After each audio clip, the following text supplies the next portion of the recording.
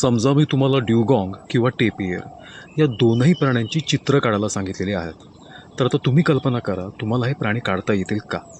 आणि माझ्या मते याचं उत्तर आहे नाही. आणि याचं कारण असं आहे की हे दोनही प्राणी तुम्ही आतापर्यंत बहुसंख्य जणांनी पाहिलेले नसणार. थोडक्यात याचा अर्थ असा होतो की जी गोष्ट तुम्ही पाहिलेली नसते ती तुम्ही चित्रित करू शकत नाही. आता तुम्हाला समोर जी रेखाटनं दिसते हे आहेत रत्नागिरी जिल्ह्यातील बारसू आणि सिंधुदुर्गमधील असरोंडी येथे मिळणारी कातळशिल्प. आणि बघूनच तुमच्या लक्षात आलं असेल की समोर दिसणारा प्राणी एक शिंगी गेंडा आहे, जो कोकणात अस्तित्वात नाही. मग सध्या भारतात या गेंड्यांची परिस्थिती नेमकी आहे तरी काय? तर हे गेंडे आपल्या भारताच्या पूर्वेकडे असलेल्या फक्त काही राज्यांमध्ये मिळतात आणि ज्याची संख्या साधारण 4,000 ते 4,500 एवढीच आहे. आणि एक गोष्ट तर तुमच्या आता नक्कीच लक्षात आलेली असणार की जी गोष्ट आपण कधी पाहिलेली नसते ती आपण चित्रित करू शकत नाही.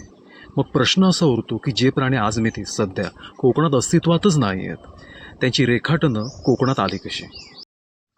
टिकून राहण्यासाठी गेंड्यांना आवश्यक असतात ते अशा प्रकारच्या दलदली आणि त्यात असलेल्या पाणवनस्पती, ज्या 20,000 वर्षापूर्वी कोकणात मेझोलिथिक पिरियडमध्ये अस्तित्वात होत्या. परंतु हवामानात झालेल्या बदलांमुळे यांची जागा हळूहळू मोकळे सडे आणि दाट जंगलं यांनी घेतली आणि त्यामुळे गेंड्यांची संख्या ही हळूहळू कमी होत गेली. झालेल्या बदलांमुळे त्यांच्या अधिवासात झालेले बदल, साधन स्रोतांसाठी माणसांबरोबर स्पर्धा आणि कदाचित शिकार या सगळ्या कारणांमुळे कोकणातून हळूहळू या गेंड्याची संख्या कमी होत गेली आणि एका संशोधनानुसार आजपासून साधारण 3,500 वर्षापूर्वी ते नामशेष झाले. आणि आपला ज्ञात इतिहास हा साधारण यानंतर सुरू होतो आणि त्यामुळे या गेंड्यांची कोणती नोंद लिखित स्वरूपात आढळत नाही. आता फक्त त्यांचं अस्तित्व उरलंय ते कोकणात असलेल्या कातळशिल्पांमध्ये आणि त्यामुळे ही कातळशिल्प जपून ठेवणं अतिशय महत्त्वाचं आहे.